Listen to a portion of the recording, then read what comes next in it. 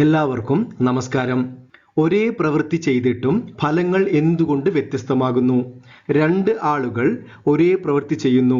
ഒരാൾ ആത്മീയമായി വളരുമ്പോൾ മറ്റേ ആൾ കൂടുതൽ ബന്ധനത്തിലാവുന്നു. എന്തുകൊണ്ടാണ് ഇത് സംഭവിക്കുന്നത്? ചിലപ്പോൾ ഒരു ജോലി മനസ്സിന് സമാധാനവും സംതൃപ്തിയും നൽകുമ്പോൾ മറ്റു ചിലപ്പോൾ അതേ ജോലി സമ്മർദ്ദവും നിരാശയും നൽകുന്നു. എന്തുകൊണ്ടാണിത്? ഭഗവത്ഗീത പറയുന്നത് നമ്മുടെ പ്രവൃത്തികളിൽ മാത്രമല്ല, ആ പ്രവൃത്തി ചെയ്യുമ്പോൾ നമ്മുടെ മനസ്സിന്റെ അവസ്ഥയും വളരെ പ്രധാനപ്പെട്ടതാണ് എന്നാണ്. ഭഗവത്ഗീത എല്ലാ കർമ്മങ്ങളെയും ഗുണങ്ങളുടെയും മനോഭാവത്തിന്റെയും അടിസ്ഥാനത്തിൽ തരംതിരിച്ചിരിക്കുന്നു. ഇന്നത്തെ വീഡിയോയിൽ നമ്മൾ അതിനെക്കുറിച്ചാണ് ചർച്ച ചെയ്യുന്നത്. പ്രിയമുള്ളവരെ, കർമ്മ ആൻഡ് ഫ്രീഡം എന്ന വീഡിയോ സീരീസിലേക്ക് സ്വാഗതം. ഈ പരമ്പരയിലെ 8ാമത്തെ വീഡിയോ ആണിത്. കർമ്മ വിഷയം വളരെ വിശാലവും ആഴമേറിയതുമാണ്. അതുകൊണ്ട് നമ്മൾ പല വീഡിയോകളിലായി ആ വിഷയത്തെ വിവരിച്ചിട്ടുണ്ട്. മുൻപിലത്തെ വീഡിയോകൾ കണ്ടിട്ടില്ലെങ്കിൽ അത് കാണണമെന്ന് അഭ്യർത്ഥിക്കുന്നു. കർമ്മ നിയമത്തെക്കുറിച്ച് ഒരു സമഗ്രമായ ചിത്രം ലഭിക്കാൻ അത് നിങ്ങളെ സഹായിക്കും. ഇന്ന് നമ്മൾ ചർച്ച ചെയ്യാൻ പോകുന്നത് ഗുണങ്ങളെ അടിസ്ഥാനമാക്കിയുള്ള കർമ്മങ്ങളും സകാമ നിഷ്കാമ കർമ്മങ്ങളെക്കുറിച്ചുമാണ്. നമ്മൾ ഈ പരമ്പരയുടെ അവസാന ഘട്ടത്തിലേക്കാണ് പോകുന്നത്. നമ്മൾ ചെയ്യുന്ന കർമ്മങ്ങൾ എന്തെല്ലാം വിധത്തിൽ നമ്മുടെ ജീവിത അനുഭവങ്ങളെ സ്വാധീനിക്കുന്നു എന്ന് നമ്മൾ മനസ്സിലാക്കി. ഇന്നത്തെ വീഡിയോയിൽ ഭഗവത്ഗീതയുടെ അടിസ്ഥാനത്തിലുള്ള 2 തരം കർമ്മങ്ങളാണ് നമ്മൾ നോക്കാൻ പോകുന്നത്. ഗുണങ്ങളെ അടിസ്ഥാനമാക്കിയുള്ള കർമ്മങ്ങൾ, മനോഭാവത്തെ അടിസ്ഥാനമാക്കിയുള്ള കർമ്മങ്ങൾ. പ്രിയമുള്ളവരെ, ഇന്നത്തെ കർമ്മങ്ങളെക്കുറിച്ചുള്ള വിവരണം പൂർണ്ണമായും ഭഗവത്ഗീതയെ അടിസ്ഥാനമാക്കിയുള്ളതാണ്. ആദ്യത്തേത് ഗുണങ്ങളെ അടിസ്ഥാനമാക്കിയുള്ള കർമ്മങ്ങൾ.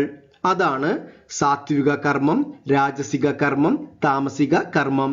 അടുത്തത് മനോഭാവത്തെ അടിസ്ഥാനമാക്കിയുള്ള കർമ്മങ്ങൾ. അവയാണ് സകാമ കർമ്മം, നിഷ്കാമ കർമ്മം. ഈ പഠനത്തിന്റെ ലക്ഷ്യം വെറും അറിവ് സമ്പാദിക്കൽ മാത്രമല്ല, കർമ്മങ്ങൾ എങ്ങനെ ബന്ധനം സൃഷ്ടിക്കുന്നു, അതേ കർമ്മങ്ങൾ തന്നെ എങ്ങനെ മോക്ഷത്തിലേക്കുള്ള മാർഗമായി തീരുന്നു, ഇവ മനസ്സിലാക്കുകയാണ് നമ്മുടെ ലക്ഷ്യം. ആദ്യം നമുക്ക് എന്താണ് ഗുണങ്ങൾ, വേദാന്തം എങ്ങനെ ഗുണങ്ങളെ നോക്കിക്കാണുന്നു എന്ന് മനസ്സിലാക്കാം. ഗുണങ്ങൾ എന്നത് വളരെ പ്രധാനപ്പെട്ട ഒരു വിഷയമാണ്. ഭഗവത്ഗീതയുടെ 14ാമത്തെ അധ്യായത്തിന്റെ പേര് തന്നെ ഗുണത്രയ വിഭാഗ യോഗം എന്നാണ്. വേദാന്തം ഗുണത്തിനെ 2 രീതിയിൽ നോക്കിക്കാണുന്നു. ആദ്യത്തേത് ഈ പ്രപഞ്ചത്തിന്റെ സൃഷ്ടിയുടെ ആധാരമായിട്ടാണ് കാണുന്നത്. ഈ പ്രപഞ്ചം മുഴുവനും 3 ഗുണങ്ങളാൽ നിർമ്മിച്ചിരിക്കുന്നു എന്ന് പറയുന്നു. ആധുനിക ശാസ്ത്രം പ്രപഞ്ചത്തെ മാറ്റർ ആൻഡ് എനർജി ഇവ 2 കൊണ്ടാണ് നിർമ്മിച്ചിട്ടുള്ളത് എന്ന് പറയുന്നു. എന്നാൽ പുരാതന കാലത്തെ കാഴ്ചപ്പാട് ഈ പ്രപഞ്ചം എന്നത് സത്വ രജോ തമോ ഗുണങ്ങൾ കൊണ്ട് നിർമ്മിച്ചതാണെന്നാണ് ഉണ്ടായിരുന്നത്. ഇന്ന് നമ്മൾ ചർച്ച ചെയ്യുന്നത് ഈ 3 ഗുണങ്ങളുടെ മനഃശാസ്ത്രപരമായ കാഴ്ചപ്പാടിനെ കുറിച്ചാണ്. ഈ 3 ഗുണങ്ങളും മനുഷ്യന്റെ മനസ്സിൽ വിവിധ അവസ്ഥകളായി പ്രകടമാകുന്നു. പ്രിയമുള്ളവരെ, നിങ്ങൾ ഒരു നിമിഷം ഒന്ന് ചിന്തിക്കൂ. നിങ്ങളുടെ മനസ്സിന്റെ അവസ്ഥകൾ മാറിക്കൊണ്ടേയിരിക്കുന്നു അല്ലേ? രാവിലെ സന്തോഷത്തിലും സമാധാനത്തിലും തുടങ്ങിയ മനസ്സ് ഉച്ച ആവുമ്പോഴേക്കും അസ്വസ്ഥതയും ഉത്കണ്ഠയും പ്രകടിപ്പിക്കുന്നു. വൈകുന്നേരം കഴിഞ്ഞാൽ ആകെ ഒരു മന്ദത പോലെ തോന്നുന്നു. മനസ്സിന്റെ ഈ വ്യതിയാനത്തെക്കുറിച്ച് നിങ്ങൾ ശ്രദ്ധിച്ചിട്ടുണ്ടോ?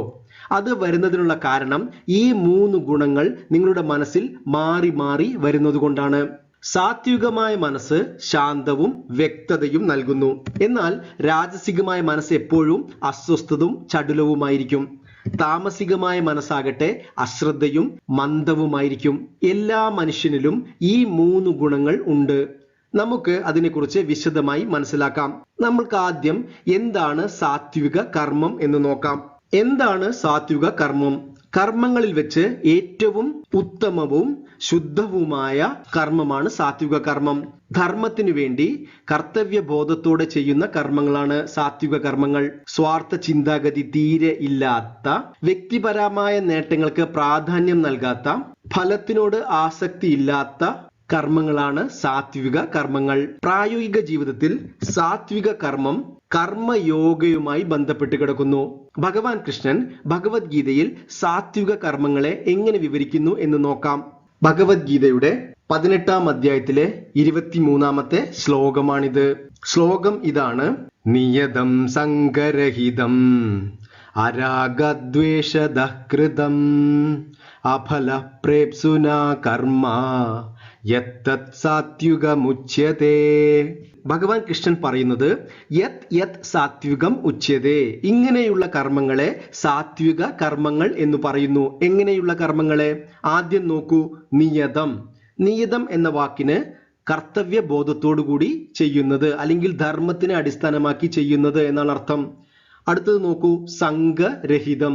സംഘരഹിതം എന്നാൽ ആസക്തികളിൽ നിന്നും മുക്തമാക്കപ്പെട്ടത് എന്നർത്ഥം. ഇനി അരാഗ ദ്വേഷതഃ എന്ന് പറയുന്നു, അതായത് രാഗവും ദ്വേഷവും ബാധിക്കാത്ത കർമ്മങ്ങൾ. പിന്നെ എന്താണ് പറയുന്നത്? അഫല പ്രേപ്സുന.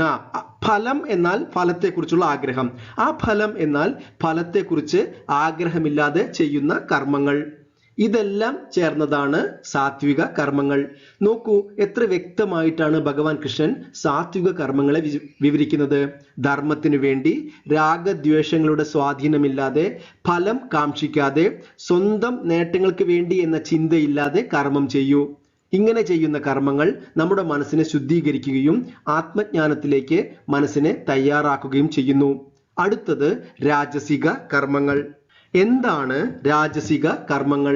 രാജസിക കർമ്മം ആഗ്രഹത്തിന്റെയും അഹങ്കാരത്തിന്റെയും സ്വാധീനത്തിൽ ചെയ്യുന്ന പ്രവൃത്തികളാണ്. നമ്മുടെ മനസ്സ് എപ്പോഴും രാഗത്തിന്റെയും ദ്വേഷത്തിന്റെയും സ്വാധീനത്തിലാണ്. പ്രിയമുള്ളവരെ, നമ്മൾ കർമ്മബന്ധത്തെക്കുറിച്ചുള്ള വീഡിയോയിൽ രാഗദ്വേഷങ്ങളെക്കുറിച്ചും അവ നമ്മളെ എങ്ങനെ സംസാരവുമായി ബന്ധിപ്പിക്കുന്നതും വിശദീകരിച്ചിട്ടുണ്ട്.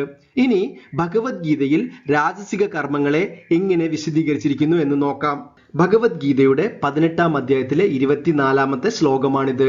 പ്രിയമുള്ളവരെ, ഭഗവത്ഗീതയിലെ 18-ാം അധ്യായത്തിലെ 23, 24, 25 ഈ 3 ശ്ലോകങ്ങളും ഈ 3 തരം കർമ്മങ്ങളെ കുറിച്ചാണ് വിവരിക്കുന്നത്.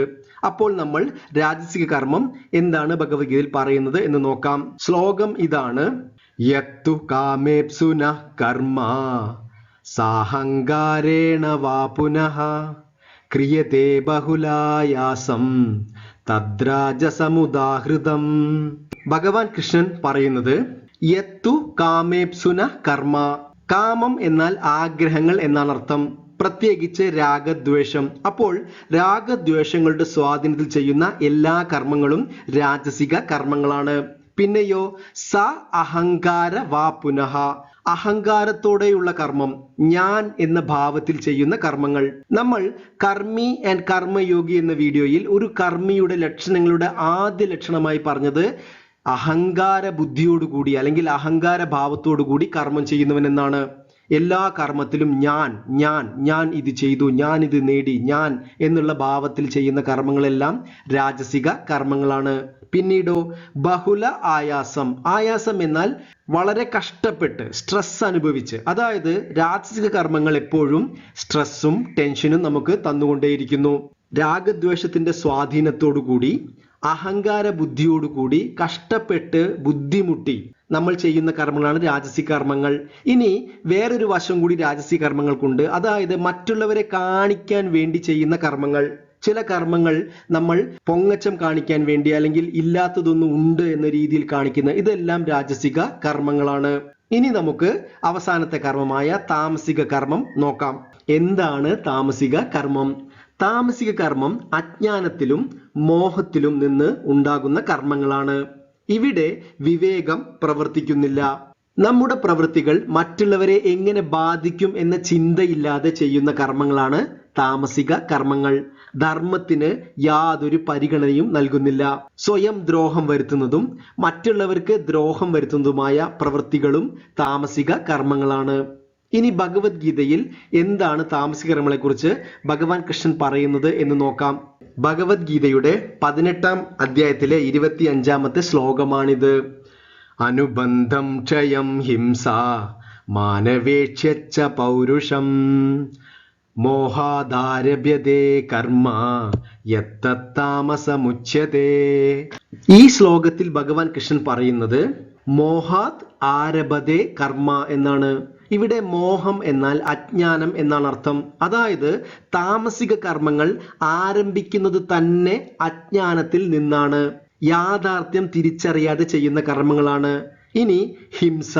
ഹിംസ എന്നാൽ മറ്റുള്ളവരെ ദ്രോഹിക്കുന്ന കർമ്മങ്ങൾ അല്ലെങ്കിൽ സ്വയം ദ്രോഹിക്കുന്ന കർമ്മങ്ങളും. സ്വയം നശിക്കുന്ന കർമ്മങ്ങളായ മയക്കുമരുന്ന്, മറ്റുള്ള വസ്തുക്കൾ ഉപയോഗിക്കൽ, വയലൻസ്, ഇതെല്ലാം ഇതിൽ വരുന്നതാണ്.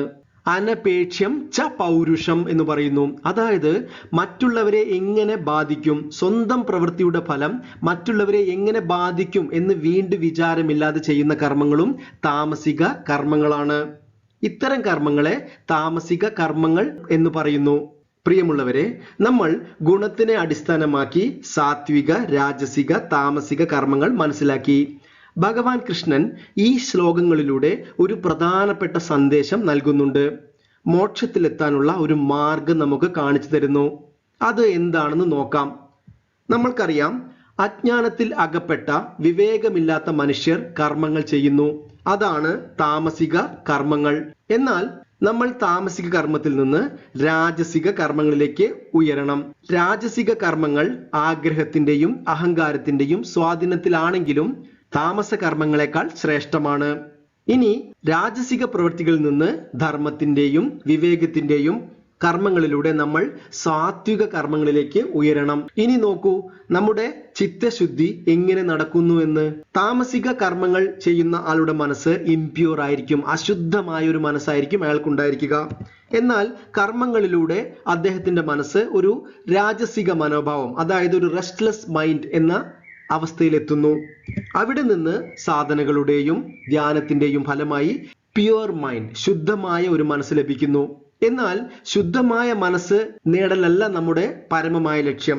നമ്മുടെ പരമമായ ലക്ഷ്യം ആത്മജ്ഞാനം നേടുകയാണ്. ശുദ്ധമായ മനസ്സിൽ മാത്രമേ ആത്മജ്ഞാനം ശരിയായി പ്രവർത്തിക്കുകയുള്ളൂ. ഭഗവത്ഗീതയുടെയും വേദാന്തത്തിന്റെയും ഉപദേശങ്ങൾ നന്നായി പ്രവർത്തിക്കണമെങ്കിൽ നമ്മുടെ മനസ്സ് ശുദ്ധമാകണം, മനസ്സിനെ ആത്മജ്ഞാനത്തിലേക്ക് കൊണ്ടുപോകണം. അപ്പോൾ ആത്മീയ വളർച്ച എന്നത് ഒരു യാത്രയാണ്. തമസിൽ നിന്ന് രജസിലേക്കും, രജസിൽ നിന്ന് സത്വത്തിലേക്കും, സത്വത്തിൽ നിന്ന് ആത്മജ്ഞാനത്തിലേക്കുമുള്ള ഒരു യാത്ര. നമ്മുടെ ലക്ഷ്യം സാത്വികനാകുക എന്ന് മാത്രമല്ല, ആത്മജ്ഞാനത്തിലൂടെ ഗുണാതീതനാവുക എന്നതാണ്. അടുത്ത ശ്ലോകങ്ങളിൽ ഭഗവാൻ കൃഷ്ണൻ അതിനെക്കുറിച്ച് പറയുന്നുണ്ട്. ഗുണാതീതൻ, ഗുണത്തിന് അതീതനായ വ്യക്തിയായി മാറുക എന്നതാണ്. ഇനി നമുക്ക് അടുത്ത രണ്ട് പ്രധാനപ്പെട്ട കർമ്മങ്ങൾ നോക്കാം, സകാമ കർമ്മവും നിഷ്കാമ കർമ്മവും. ഇനി നമുക്ക് ഈ രണ്ട് കർമ്മങ്ങളെക്കുറിച്ച് ലളിതമായി മനസ്സിലാക്കാം. കാമം എന്ന വാക്കിന് ആഗ്രഹം, ഡിസയർ എന്നാണ് അർത്ഥം. നിങ്ങൾ ഒരു ആഗ്രഹത്തിന് വേണ്ടി കർമ്മം ചെയ്യുകയാണെങ്കിൽ അത് സകാമ കർമ്മമാണ്, അതിൽ യാതൊരു തെറ്റുമില്ല. എന്നാൽ ഫലം പ്രതീക്ഷിക്കാതെ ധർമ്മത്തിന് വേണ്ടി ചെയ്യുന്ന കർമ്മങ്ങളെ നിഷ്കാമ കർമ്മങ്ങൾ എന്ന് പറയുന്നു. ഏതൊരു കർമ്മവും ഈ രണ്ട് മനോഭാവത്തിലാണ് പ്രവർത്തിക്കുന്നത്. ഈ ചിത്രം നോക്കൂ, രണ്ട് വ്യക്തികളും ഒരേ കർമ്മം ചെയ്യുന്നു. ഒരാൾ അദ്ദേഹത്തിന്റെ കുടുംബത്തിന് വേണ്ടി ആ പ്രവൃത്തി ചെയ്യുന്നു, മറ്റേ ആൾ കർമ്മഫലം പ്രതീക്ഷിക്കാതെ ഈശ്വര അർപ്പണത്തോടുകൂടി ആ ഫലം ചെയ്യുന്നു. ഇനി നമുക്ക് ഇതിന് രണ്ടിനെ കുറിച്ചും വിശദമായി മനസ്സിലാക്കാം. ആദ്യം നമുക്ക് സകാമ കർമ്മത്തെക്കുറിച്ച് ചർച്ച ചെയ്യാം. നമ്മൾ മനസ്സിലാക്കി, സകാമ കർമ്മം എന്നത് വ്യക്തിപരമായ നേട്ടത്തിന് വേണ്ടിയോ ആഗ്രഹ പൂർത്തീകരണത്തിന് വേണ്ടിയോ ചെയ്യുന്ന കർമ്മങ്ങളാണ്. സകാമ കർമ്മത്തിന്റെ ലക്ഷ്യം വിജയമാകാം, പ്രശസ്തിയാകാം, സമ്പത്താകാം, സുഖങ്ങളാകാം, എന്തിന് സ്വർഗം പോലും ആകാം. സകാമ കർമ്മങ്ങൾ ധാർമ്മികവും അധാർമികവും ആകാം. എപ്പോഴും ഫലത്തെ ആശ്രയിച്ചിരിക്കുന്ന കർമ്മങ്ങളാണ് സകാമ കർമ്മങ്ങൾ. അതുകൊണ്ട് തന്നെ സകാമ കർമ്മങ്ങൾ ബന്ധനങ്ങളെ സൃഷ്ടിക്കുന്നു. സകാമ കർമ്മത്തിന്റെ ഫലം പുണ്യമോ പാപമോ സൃഷ്ടിക്കുന്നു. ഇത് രണ്ടായാലും അത് സംസാര ചക്രത്തിനുള്ളിലാണ് വരുന്നത്. ഇനി നമുക്ക് ഏറ്റവും പ്രധാനപ്പെട്ട നിഷ്കാമ കർമ്മത്തെക്കുറിച്ച് മനസ്സിലാക്കാം. സകാമ കർമ്മത്തിന്റെ നേരെ വിപരീത കർമ്മങ്ങളാണ് നിഷ്കാമ കർമ്മങ്ങൾ. സ്വന്തം നേട്ടങ്ങൾക്ക് വേണ്ടിയല്ല, മറിച്ച് ധർമ്മത്തിനു വേണ്ടി കർത്തവ്യബോധത്തോടെ ചെയ്യുന്നതാണ് നിഷ്കാമ കർമ്മം. അതുകൊണ്ട് നിഷ്കാമ കർമ്മത്തിൽ ഒരിക്കലും അധർമ്മത്തിന് സ്ഥാനമില്ല. കർമ്മഫലത്തിനെ ആശ്രയിക്കുന്നില്ല, മറിച്ച് ഫലം ഈശ്വരന് സമർപ്പിക്കുന്നു. അതുകൊണ്ട് നിഷ്കാമ കർമ്മം നിങ്ങളെ ബന്ധിപ്പിക്കുന്നില്ല. എന്നാൽ നിഷ്കാമ കർമ്മത്തിന്റെ ഏറ്റവും വലിയ മഹത്വം എന്ന് പറയുന്നത് നമ്മുടെ ചിത്തശുദ്ധിയാണ്. നിഷ്കാമ കർമ്മങ്ങൾ നമ്മുടെ മനസ്സിനെ ശുദ്ധമാക്കുന്നു. ശുദ്ധമായ മനസ്സ് ആത്മജ്ഞാനം നേടാൻ തയ്യാറാകുന്നു. ആത്മജ്ഞാനത്തിലൂടെ മോക്ഷം നേടാനും സ്വതന്ത്രനാകാനും നമുക്ക് സാധിക്കുന്നു. ഇനി നമുക്ക് ഈ രണ്ട് കർമ്മങ്ങളും എങ്ങനെയാണ് കർമ്മ നിയമത്തിൽ വിവരിക്കുന്നത് എന്ന് നോക്കാം. നിങ്ങൾ ശ്രദ്ധിക്കൂ, ആദ്യം ഒരു കർമ്മം അല്ലെങ്കിൽ ഒരു പ്രവൃത്തി സംഭവിക്കുന്നു. ഇന്നത്തെ ഈ വീഡിയോയിൽ നമ്മൾ മനസ്സിലാക്കി എല്ലാ കർമ്മങ്ങളും ഒന്നല്ലെങ്കിൽ സകാമം അല്ലെങ്കിൽ നിഷ്കാമം ആയിരിക്കും. പ്രിയമുള്ളവരെ, നിഷ്കാമ കർമ്മം എന്നത് വളരെ ആഴത്തിലുള്ള ഒരു വിഷയമാണ്.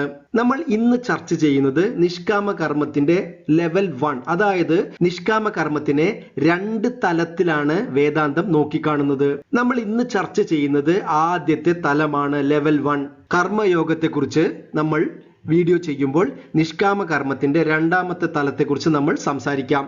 അപ്പോൾ ഇന്ന് നമ്മൾ മനസ്സിലാക്കേണ്ടത് നിഷ്കാമ കർമ്മത്തിന്റെ ഉപരിതലത്തിലെ പ്രവർത്തന രീതിയാണ്. അപ്പോൾ നമ്മൾ മനസ്സിലാക്കി, ഒരു കർമ്മം സംഭവിക്കുന്നു, ആ കർമ്മത്തെ നമ്മൾ 2ആയി കാണുന്നു, നിഷ്കാമ കർമ്മം, സകാമ കർമ്മം. ഇനി നമുക്ക് സകാമ കർമ്മം എങ്ങനെയാണ് നമ്മുടെ ജീവിതത്തിൽ പ്രവർത്തിക്കുന്നത് എന്ന് ആദ്യം നോക്കാം. സകാമ കർമ്മം നമ്മൾ മനസ്സിലാക്കി, അത് ധാർമ്മികമായ കർമ്മങ്ങളുമുണ്ട്, അധാർമികമായ കർമ്മങ്ങളുമുണ്ട്. ധാർമ്മിക അധാർമിക കർമ്മങ്ങൾ പുണ്യത്തെയും പാപത്തെയും സൃഷ്ടിക്കുന്നു എന്ന് നമ്മൾ മനസ്സിലാക്കി. ധാർമ്മിക കർമ്മങ്ങൾ പുണ്യഫലത്തെ സൃഷ്ടിക്കുമ്പോൾ അധാർമിക കർമ്മങ്ങൾ പാപഫലത്തെ സൃഷ്ടിക്കുന്നു. എന്നാൽ ഇത് രണ്ടും നമ്മളെ നയിക്കുന്നത് സംസാരത്തിലാണ്. പുണ്യത്തിന്റെയും പാപത്തിന്റെയും ഫലങ്ങളായ സ്വർഗവും നരകവും പോലും സംസാര ചക്രത്തിനകത്തു വരുന്നു എന്ന് നമ്മൾ കഴിഞ്ഞ വീഡിയോയിൽ വ്യക്തമായി മനസ്സിലാക്കി. അപ്പോൾ സകാമ കർമ്മങ്ങൾ നമ്മളെ സംസാരത്തിലേക്ക് നയിക്കുന്നു. സംസാരത്തിൽ അകപ്പെടുന്ന ഒരു ജീവന് പുനർജന്മം ഒഴിവാക്കാൻ കഴിയില്ല, അത് പുനർജനിച്ചേ മതിയാകൂ. അപ്പോൾ എല്ലാ സകാമ കർമ്മങ്ങളും നിങ്ങളെ പുനർജന്മത്തിലേക്കും ജനന മരണ ചക്രത്തിലേക്കും സംസാരത്തിലേക്കും നയിക്കുന്നു. ഇനി നമുക്ക് നിഷ്കാമ കർമ്മം എങ്ങനെ പ്രവർത്തിക്കുന്നു എന്ന് നോക്കാം. നമ്മൾ മനസ്സിലാക്കി, നിഷ്കാമ കർമ്മങ്ങൾ എപ്പോഴും ധാർമ്മികമായിരിക്കും. അതുകൊണ്ട് തന്നെ അധാർമികമായ നിഷ്കാമ കർമ്മങ്ങൾ ഉണ്ടായിരിക്കില്ല. ധാർമ്മികമായ കർമ്മങ്ങൾ പുണ്യഫലത്തെ സൃഷ്ടിക്കുന്നു. എന്നാൽ പ്രിയമുള്ളവരെ, നിഷ്കാമ കർമ്മത്തിന്റെ ഏറ്റവും വലിയ മഹത്വം ഇതല്ല. പുണ്യഫലങ്ങൾ സൃഷ്ടിക്കുന്നതല്ല നിഷ്കാമ കർമ്മത്തിന്റെ ഏറ്റവും വലിയ പ്രാധാന്യം. മറിച്ച് നിഷ്കാമ കർമ്മങ്ങൾ ചിത്തശുദ്ധി ഉണ്ടാക്കുന്നു, നമ്മുടെ മനസ്സിനെ ശുദ്ധീകരിക്കുന്നു. ശുദ്ധമായ മനസ്സിൽ ആത്മജ്ഞാനം ശരിയായ രീതിയിൽ പ്രവർത്തിക്കുന്നു. ഭഗവത്ഗീതയുടെയും വേദാന്തത്തിന്റെയും ഗുരുക്കന്മാരുടെയും ഉപദേശം നമ്മുടെ മനസ്സിൽ, നമ്മുടെ ജീവിതത്തിൽ ശരിയായി പ്രവർത്തിക്കണമെങ്കിൽ ശുദ്ധമായ ഒരു മനസ്സ് അനിവാര്യമാണ്. ആത്മജ്ഞാനം നമ്മളെ മോക്ഷത്തിലേക്ക് നയിക്കുന്നു. അപ്പോൾ എല്ലാ നിഷ്കാമ കർമ്മങ്ങളുടെയും അനന്തരഫലം മോക്ഷമാണ്. അതുകൊണ്ട് നിങ്ങൾ ഓരോ കർമ്മവും ശ്രദ്ധയോടെ ചെയ്യണമെന്ന് അഭ്യർത്ഥിക്കുന്നു. മോക്ഷം നമ്മളെ ജനന മരണ ചക്രത്തിൽ നിന്നും സംസാരത്തിൽ നിന്നും സ്വതന്ത്രമാക്കുന്നു. നമ്മൾ ഈ വീഡിയോ അവസാനിപ്പിക്കാൻ പോവുകയാണ്. നമ്മൾ ഭഗവത്ഗീതയുടെ അടിസ്ഥാനത്തിലുള്ള 2 തരം കർമ്മങ്ങളെക്കുറിച്ച് മനസ്സിലാക്കി. ആദ്യത്തേത് ഗുണങ്ങളെ അടിസ്ഥാനമാക്കി സാത്വിക കർമ്മം, രാജസിക കർമ്മം, താമസിക കർമ്മങ്ങൾ എന്താണെന്ന് മനസ്സിലാക്കി. മാത്രവുമല്ല, ഓരോ കർമ്മങ്ങളിൽ നിന്ന് ആത്മീയ യാത്ര എങ്ങനെ തുടങ്ങുന്നു എന്ന് നമ്മൾ മനസ്സിലാക്കി. അടുത്തത് മനോഭാവത്തിന്റെ അടിസ്ഥാനമുള്ള സകാമ കർമ്മങ്ങളും നിഷ്കാമ കർമ്മങ്ങളും മനസ്സിലാക്കി. സകാമ കർമ്മങ്ങൾ നമ്മളെ സംസാര ചക്രവുമായി ബന്ധിപ്പിക്കുമ്പോൾ നിഷ്കാമ കർമ്മം നമ്മളെ സംസാര ചക്രത്തിൽ നിന്ന് മോചിപ്പിക്കുന്നു. ഭഗവത്ഗീത നമുക്ക് കാണിച്ചു തരുന്ന ആത്മീയ യാത്രയും നമ്മൾ കണ്ടു. ആത്മജ്ഞാനം നേടണമെങ്കിൽ ശുദ്ധമായ ഒരു മനസ്സ് അനിവാര്യമാണ്.